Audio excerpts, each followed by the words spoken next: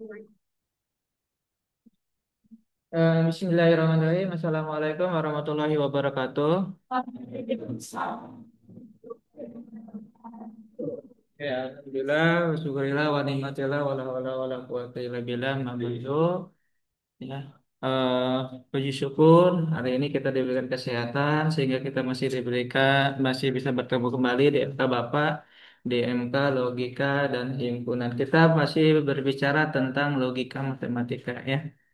Oke, untuk rekan-rekan mahasiswa, kita mengulas pertemuan minggu lalu di logika matematika itu kita sudah belajar tentang apa aja?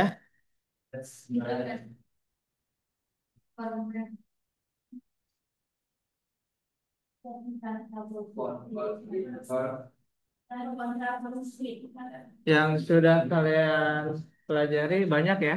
Ya, masih ingat kan? Nah, masih kita kemarin sudah belajar tentang pernyataan dan bukan pernyataan, ingkaran juga sudah, kemudian pernyataan majemuk juga udah, diantaranya ada disjungsi, konjungsi, kemudian implikasi dan biimplikasi, berikut dengan tabelnya, berikut dengan contohnya. Tak kerasa ya hari ini pertemuan ke-6, setelah 6, 7, setelah itu nanti kita TS. Jadi untuk kisi-kisinya Bapak akan sampaikan. Tentu untuk UTS juga tidak akan jauh dari yang sudah dipelajari. Ya sudah.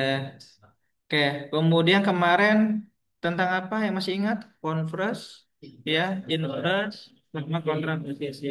Tetap masih ingat ya, masih melekat. Oke, sebelum kita materi hari ini kita ke penarikan kesimpulan. Ya, yang penarikan kesimpulan yang ini nih. Nah, di penarikan kesimpulan ini kita akan belajar tentang silogisme, ya, kemudian modus ponens sama modus tolen. Jadi dari modus ini dulu, modus ponens, tolen sama silogisme. Ya, ketiga-tiga modus ini penarikan kesimpulan nanti kita akan sampaikan di pertemuan hari ini.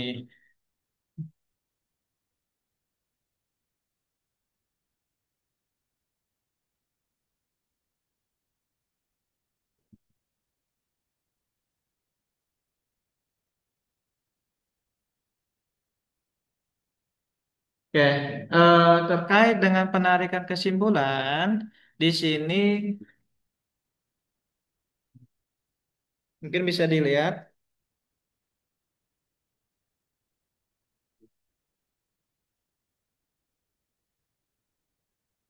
Tunggu dulu ya. Nah, di penarikan kesimpulan ini sebuah pernyataan implikasi. Masih ingat pernyataan implikasi? Pernyataan implikasi itu kata imbuhan Q, jika P maka Q kan? Jika P maka Q. Nah, di sini pernyataan. Jadi pernyataan di sini untuk penarikan kesimpulan ada semuanya itu berupa implikasi.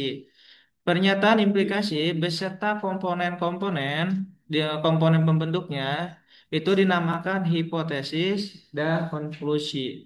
Konklusi ini biasanya itu disebut dengan kesimpulan.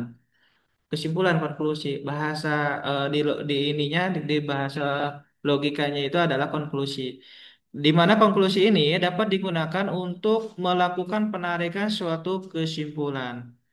Nah, pada penarikan kesimpulan, terlebih dulu kita perlu mengetahui satu atau beberapa pernyataan yang diketahui bernilai benar.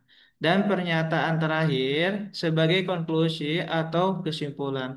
Jadi langkah pertama ini kita harus mengetahui dulu pernyataan mana yang bernilai benar, kemudian baru ditarik sebuah kesimpulan. Nah, pernyataan-pernyataan tersebut masing-masing dinamakan sebagai premis. Jadi masing-masing pernyataan nanti kan ada pernyataan pernyataan pertama, pernyataan kedua itu disebutnya adalah premis. Bisa juga premis pertama, premis kedua, premis ketiga, nanti terakhir itu konklusi. Konklusi itu adalah kesimpulan dari premis tersebut. Sedangkan kumpulan semua premis disebut adalah argumen. Ya. Itu penjelasan dari penarikan kesimpulan.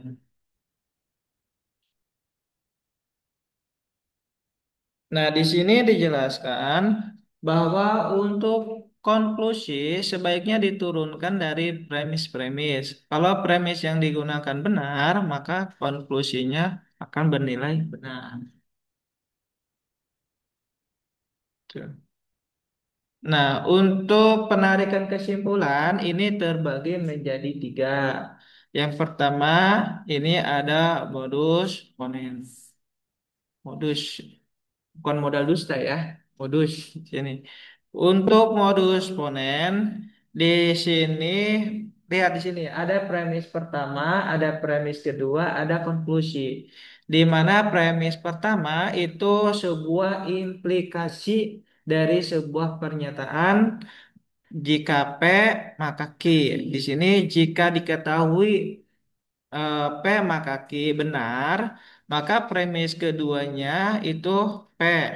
Ini rumusnya ya. Ini rumusnya harus kalian ingat. Kalau modus ponen itu implikasi jika P maka Q, premis keduanya P, maka kesimpulannya atau konklusinya adalah Q.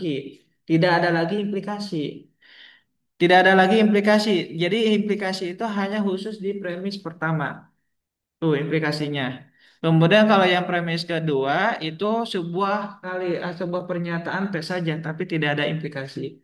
Kemudian kalau konklusi ya, kesimpulannya karena di sini pernyataan pertama jika P maka Q, kemudian yang diketahui premis duanya P, maka kesimpulannya Q. Kalimat Q. Kita lihat ke contoh berikut. Premis pertama, implikasi ya. Jika 2 ditambah 3 sama dengan 5, maka 5 lebih besar dari 4. P-nya apa? P-nya itu 2 ditambah 3 sama dengan 5. Itu P. Kemudian Q-nya 5 lebih besar dari 4. Nah, premis keduanya lihat di situ. Rumusnya tadi kan P. Ingat kan ya? Ini pernyataan pertama P. Jika P maka Q kan? Nah, di sini premis kedua P1 P2 ya. P maka kesimpulannya adalah nah, Q-nya di situ. Maka kesimpulannya lihat di situ. Q-nya 5 lebih besar dari A. Dah kan? Jadi yang premis kedua itu sebagai kesimpulan ini konklusinya adalah kesimpulan dari rumus tadi yang sudah dijelaskan sebelumnya. Tidak hilang, tidak ada lagi jika makanya, tidak ada lagi implikasinya. Hanya ada di situ kalimat P dan kalimat Q. Ke sini paham? Mudah kok ini. Yang kedua, modus Polen. Kalau di modus Polen, di sini disampaikan bahwa sama implikasi.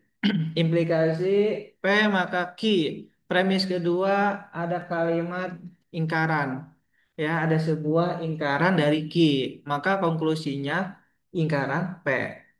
Tidak ada kalimat yang lain di sini kita hanya kalimat P dan Q. Nah, kalau di modus ponen dia eh apa P kesimpulannya Q. Kalau ini premis keduanya negasi Q, konklusinya kalau kesimpulannya adalah negasi P. Kita lihat ke contoh. Premis pertama, jika hari ini hujan, maka cuaca dingin. Kemudian cuaca tidak dingin, maka kesimpulannya hari ini tidak hujan. Nah, ini kan P. P-nya itu adalah hari ini hujan. Kemudian Q-nya cuaca dingin. Kalau kita bentuk seperti ini. Karena di sini adalah premis keduanya harus negasi, negasi Q, kan ya. Nah, negasi Q itu kan ini cuaca dingin. Berarti kalau negasi cuaca tidak dingin, maka kesimpulannya negasi P. Hari ini tidak hujan. Sangat mudah ya. Atau contoh yang lain juga bisa.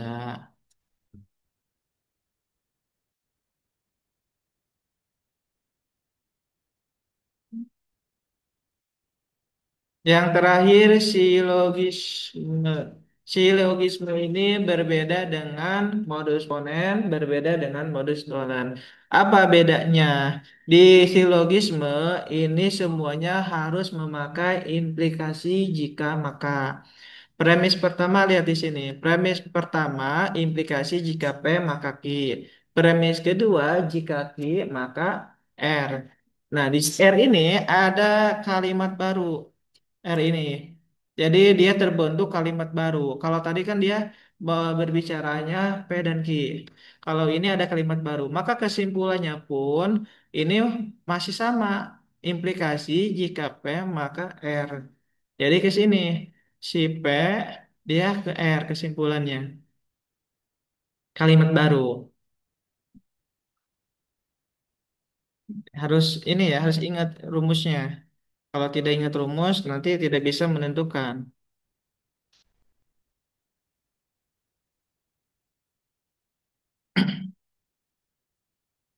Nah, perhatikan contoh. Premis pertama.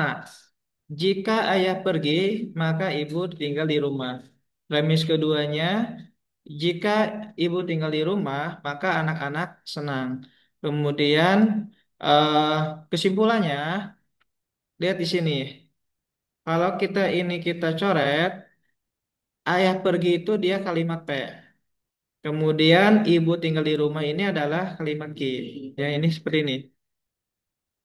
Kemudian ibu tinggal di rumah. Ibu tinggal di rumah ini adalah kalimat apa? Iya. Maka anak-anak senang. Tidak ada kan di atas? Nah, berarti ini kalimat baru. R. Dibalik ya. Gak apa-apa lah. Di gini ya. Nah, Kak kesimpulannya tadi itu apa? P,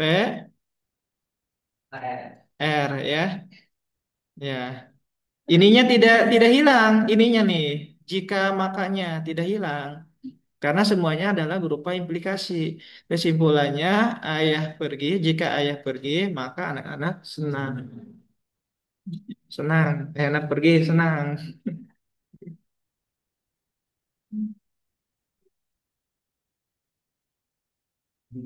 Ada yang tiakan sampai di sini? Nggak ada. Nggak ada. Kalau nggak ada, sekarang silakan latihan.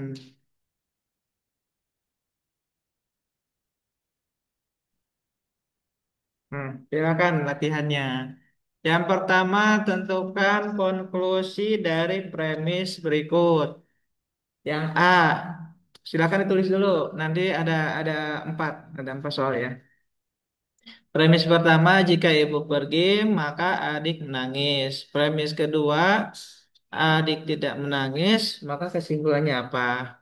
Kemudian premis pertama, yang ke B ya, premis pertama, jika log 10 sama dengan satu, maka 2 log 8 sama dengan 3. Kemudian premis kedua, log 10 sama dengan satu, maka kesimpulannya apa? Nah, baik, silakan tulis.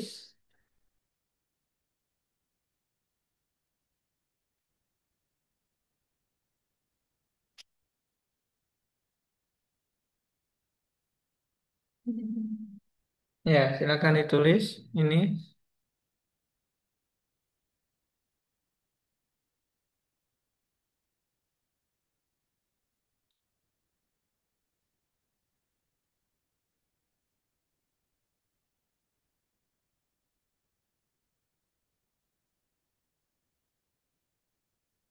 Yang dulu diisi, ini isinya nanti.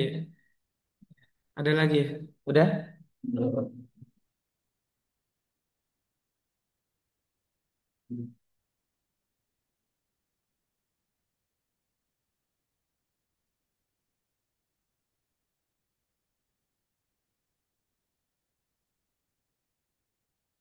Nah, berikutnya ini dua lagi. Atau dipoto aja silakan, dipoto aja ya. Premis pertama, jika Aldi seorang programmer IT, maka Aldi memahami flowchart ya. Premis keduanya, jika Aldi memahami flowchart, maka Aldi mampu mempersiapkan komputer. Maka kesimpulannya apa? Konklusinya. Ya, foto aja boleh.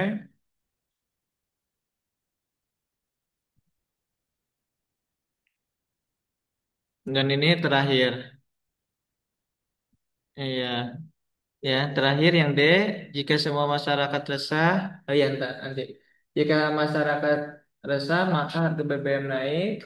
Jika harga BBM naik, maka harga bahan pokok naik.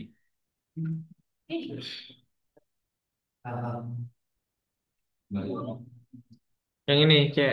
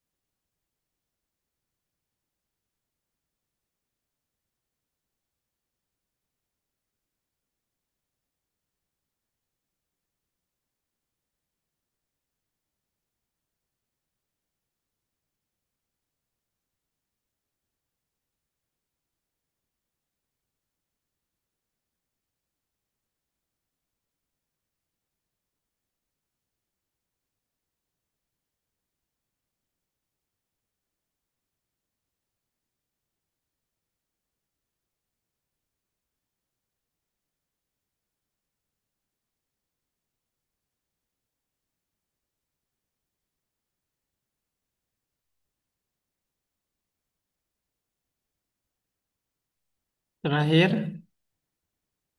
yang D.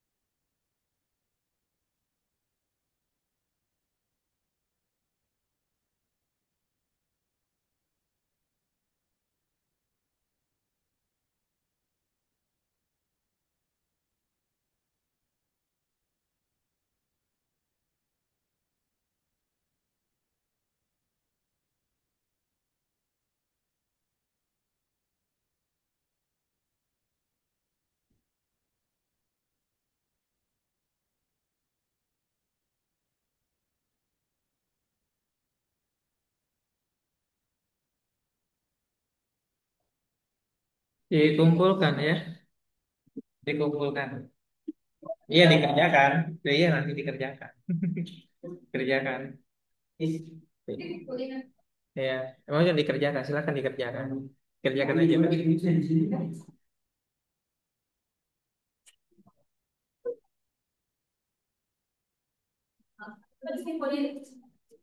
Kenapa? Ya, kumpulin. Oke, itu aja dari Bapak. Terima kasih banyak. Assalamualaikum warahmatullahi wabarakatuh.